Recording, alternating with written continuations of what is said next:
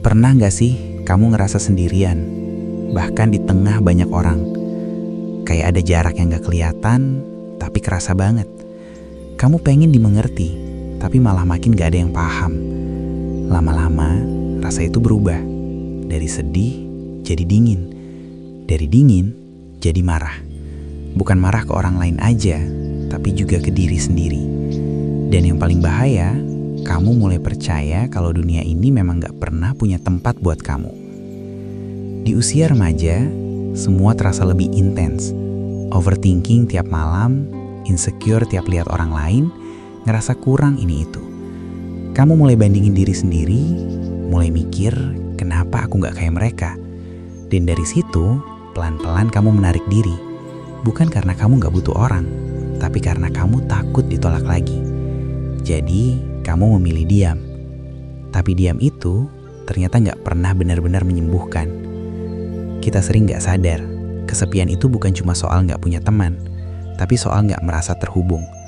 Kamu bisa punya banyak kenalan, tapi tetap ngerasa kosong.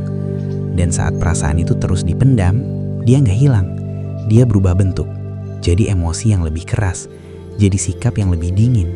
Bahkan kadang, jadi kemarahan yang gak bisa dijelaskan. Kalau kamu pernah nonton Naruto, kamu pasti kenal Gaara. Dari kecil, dia gak pernah merasakan kasih sayang. Bahkan orang yang seharusnya melindungi dia, justru mencoba membunuhnya.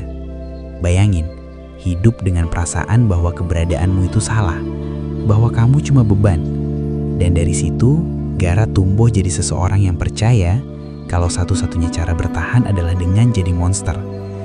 Gaara gak jahat karena dia mau. Dia jadi seperti itu karena dia terluka. Kesepian yang dia rasakan berubah jadi amarah. Amarah itu jadi pelindung. Karena kalau dia menyerang duluan, dia gak perlu ngerasain sakit ditinggalkan lagi. Dan tanpa sadar, banyak dari kita juga melakukan hal yang sama. Kita jadi dingin, jadi cuek, jadi defensif. Bukan karena kita kuat, tapi karena kita takut. Secara psikologi, ini disebut sebagai mekanisme pertahanan diri. Otak kita mencoba melindungi kita dari rasa sakit dengan cara menciptakan jarak emosional. Tapi masalahnya, perlindungan ini juga bikin kita makin jauh dari koneksi yang sebenarnya kita butuhkan. Overthinking, trauma kecil yang gak selesai, kebiasaan menutup diri, semuanya saling terhubung. Dan kalau dibiarkan, ini bisa jadi pola hidup. Yang lebih jujur lagi, gak semua orang akan peduli sama luka kamu. Dunia ini gak selalu adil. Kadang kamu harus menghadapi semuanya sendirian, dan itu kenyataan yang pahit. Tapi justru disitulah titik baliknya. Kamu bisa terus menyalahkan keadaan, atau kamu bisa mulai pelan-pelan mengambil kendali atas hidupmu sendiri. Dalam hidup, ada satu konsep sederhana yang sering kita lupa. Apa yang kita rasakan hari ini, gak harus menentukan siapa kita besok.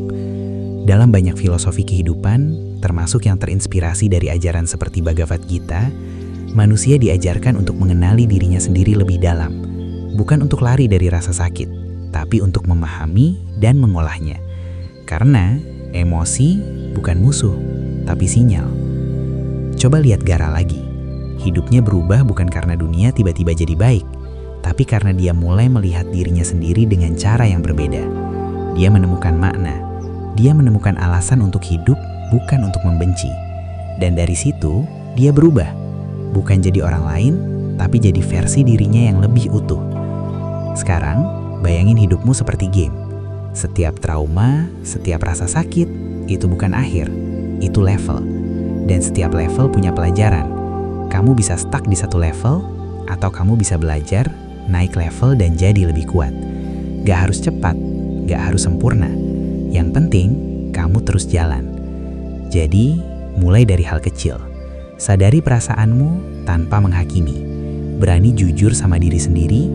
Cari satu hal yang bikin kamu merasa hidup, walaupun kecil. Dan yang paling penting, berhenti menyalahkan diri sendiri atas hal-hal yang bukan sepenuhnya salahmu.